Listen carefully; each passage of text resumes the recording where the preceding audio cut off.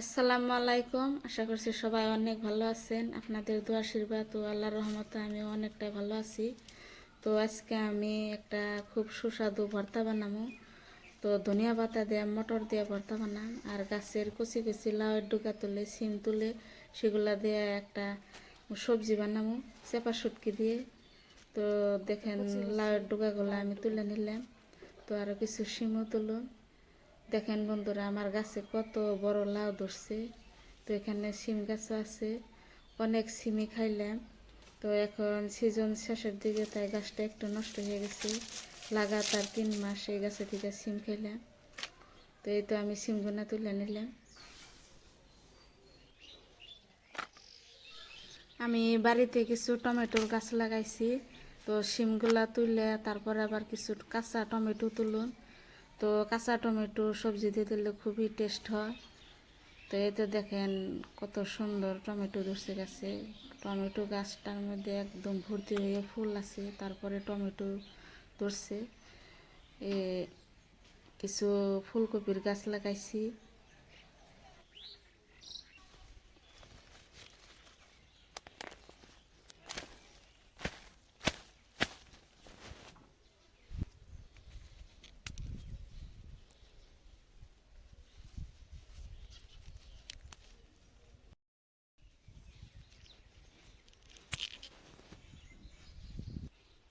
এগুলা সার ছাড়া গাছ লাগাইছি, তাই বেশি বড় হইতেছে না, ছোট ছোট তাই খাই ফেলাই।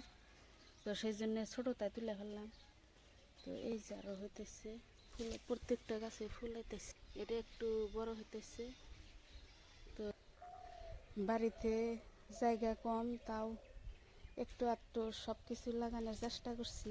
চাটনি বানাম, তাই কিছু ধনিয়া পাতাও তুলুম।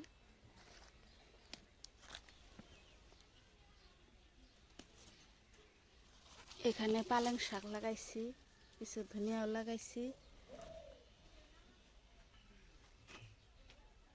তো সব শাক সবজি তুলে নিয়ে এলাম।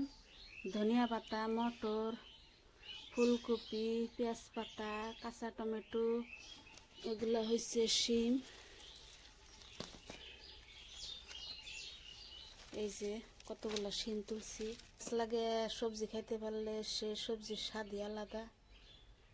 তো এগুলা চাপা শুটকি দিয়ে রান্না করলে খুবই টেস্ট হয়। পুকুরের মাছ খাইতে বেশি ভালো পাই না, তাই মাঝে মাঝে আমি চাপা শুটকি দিয়ে এই শিম আর লাউ পাতা দিয়ে বানিয়ে খাই।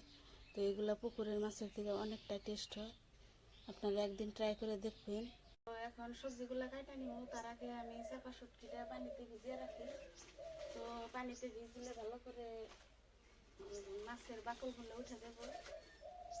তো এগুলা চাপিলের শুটকি। তো এগুলাতে আমি সবজিটা বানাবো। তো সবজি কাটা নেওয়ার আগে আমি মাছ কয়টা ভালো করে পানিতে ভিজিয়ে রাখি।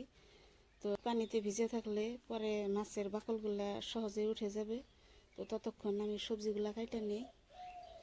তো এই তো ধনিয়া আর মটর, ধনিয়া আর মটর দিয়ে আমি একটা চাটনি বানাবো। আর চাপা শুটকি দিয়ে সিম, কপি, লাউ পাতা দিয়ে আমি একটা সবজি বানাই। এটা দেখতে থাকেন, আশা করছি আপনাকে ভালো লাগবে। তো আমি সবজিটা কেটে নিই এখন।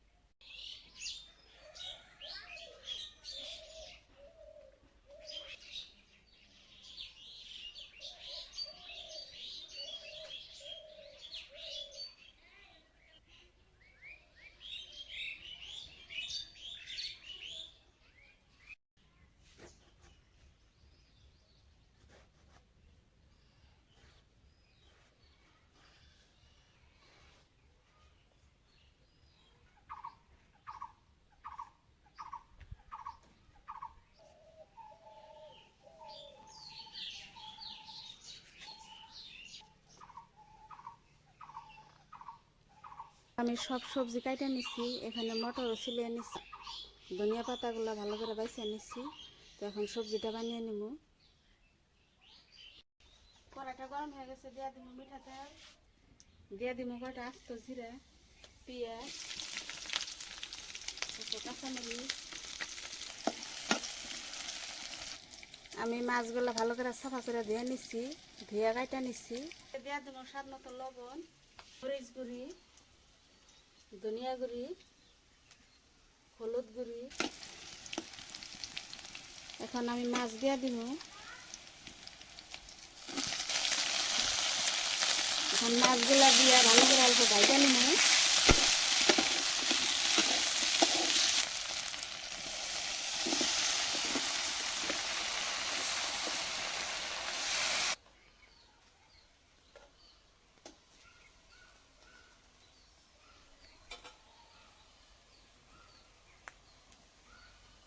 ঢাকনা দিয়ে অল্প ঢাকা দিলে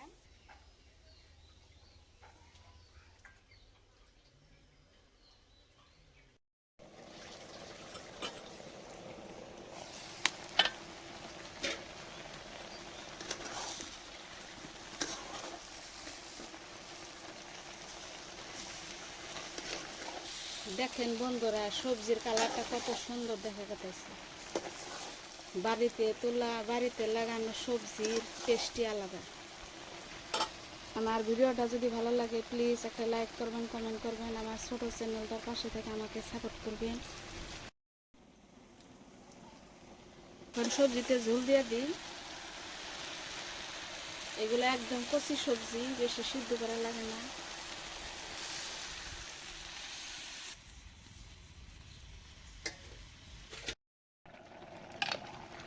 আমার সবজিটা প্রায় হয়ে গেছে। এখন অল্প উপর দিয়ে, এখন অল্প ধনিয়া কুচি দিয়ে দিই।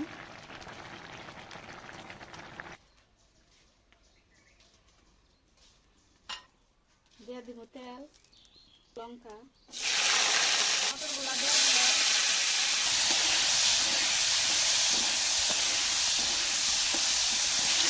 মটরগুলা প্রায় সিদ্ধ হয়ে গেছে। এখন আমি দিয়ে দিব ধনিয়া পাতা।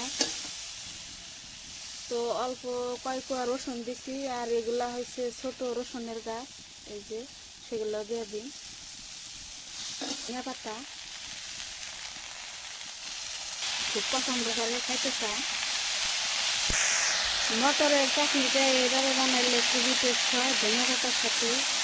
তো এই চাটনিটা আমার ছেলের খুবই একটা পছন্দের সবজি। আমার ছেলে এমনি কোনো সবজি খাইতে চায় না, কিন্তু এই চাটনিটা হলে আর কোনো সমস্যা থাকে না। মটরগুলা ভাজা নিছি, এখন শিলপাটায় বাইটা নিমু।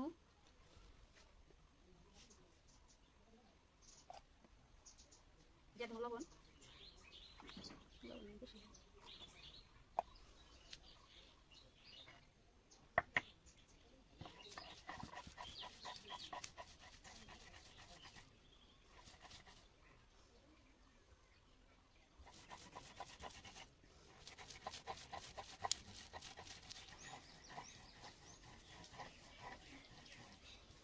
তো আমার চাটনিটা বানানো শেষ।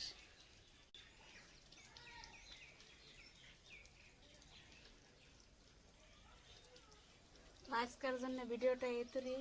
দেখা হবে নেক্সট ভিডিওতে। খুদা হাফিজ।